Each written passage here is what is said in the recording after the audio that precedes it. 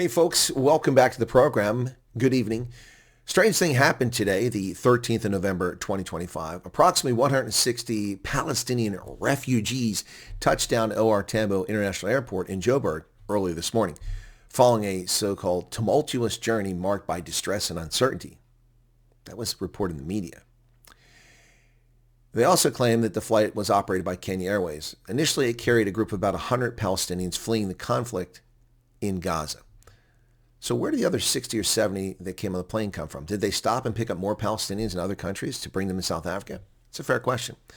Now, upon arrival, they were confronted with a 9-hour standoff as South African authorities correctly barred them from disembarking because they were missing visas and documentation. They just got on a plane and flew here without any documentation. Gift of the Givers founder Imitaz Suleiman reportedly leapt into action, flexing his contacts in the foreign ministry, DIRCO, to get them admitted to South Africa. Now, Suleiman has thanked the Department of International Relations and Cooperation Director General Zain Dangor and Minister Ronald Lamola for receiving Palestinian refugees who arrived on the flight to Johannesburg this morning. Now, apparently this was a chartered flight for Palestinians seeking refugee status in South Africa that landed there. But they're not registered with the UN. They didn't apply for refugee status with South Africa from abroad. Therefore, they're not legitimate refugees. And since they're entering South Africa illegally without documentation, that would make them ineligible for asylum as well. You see, you cannot be a refugee without having registered and been processed by the United Nations, no? Well, at least that's what Ronnie Lamola kept claiming earlier this year while denying that South Africans were legitimate refugees. That's what he said. I mean, you have to be with the UN. Otherwise, you can't be a refugee. Of course, that's not true, but that's what Lamola said. Now, the Independent Line claims that Ronald Lamola took the initiative to write to the Ministry of Home Affairs to waive entry requirements, adding that this could have been implemented by Home Affairs unilaterally on a humanitarian basis. Really? How so? There's no conflict in Gaza. Well, aside from Hamas publicly executing Muslims in the streets, I suppose that's a conflict. Founder of Gift of the Givers, Suleiman, says that this is in keeping with South Africa's policy of standing with Palestine by taking the terrorist, genocidal, apartheid state of Israel to the ICC, and garnering a boycott of that country at Bogota. Well, it's not a terrorist state. It's a legitimate state. There's no genocide. And quite frankly, apartheid state, Arabs enjoy the same rights and privileges as any other Israeli citizen. Now, Gift of the Givers and other civil society partners will provide humanitarian assistance for these refugees. Well, naturally, as this is likely necessary in a country with persistent unemployment levels over 40%. So where will these Arabs be housed? Given that millions of South Africans lack adequate housing, have you seen the shacks when you land in Cape Town? It seems odd to take on more of a burden that there's inadequate housing for South Africans, millions of them.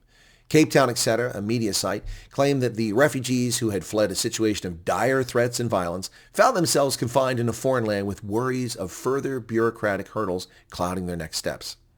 Now, folks, that is an interesting description. When President Trump, adhering to the law and international norms, offered refugee status in country to persecuted racial minorities in South Africa, the media and ANC officials repeatedly dismissed those South Africans as being called refugees, putting quotation marks around them all the time in the media, falsely claiming that they're not refugees because they're not living in tents.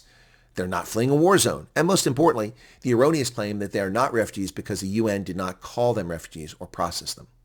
Well. Which UN camp processed these Arab refugees from Gaza? Is it unsafe to live under the yoke of Hamas? Well, actually it is.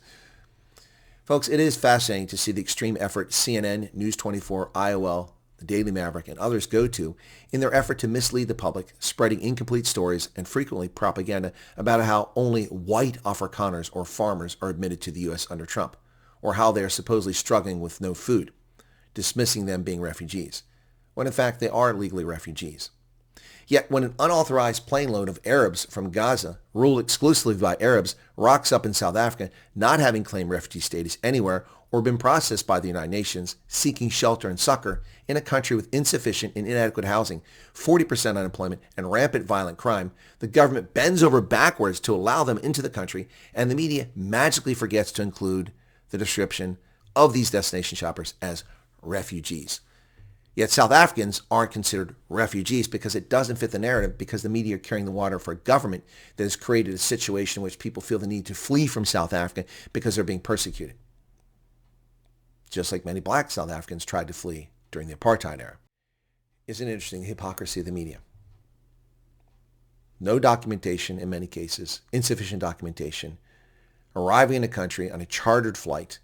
Who booked that chartered flight with Kenya Airways? How did this happen? 170 Arabs show up, and now they're admitted to the country. I'm sure they'll have housing tonight, courtesy of Gift to the Givers. Why? Why aren't they in Jordan, or Tunisia, or Morocco, or Egypt, or Iraq, or the birthplace of Islam, Saudi Arabia? Ask yourself that question. What's going on here? Cheers.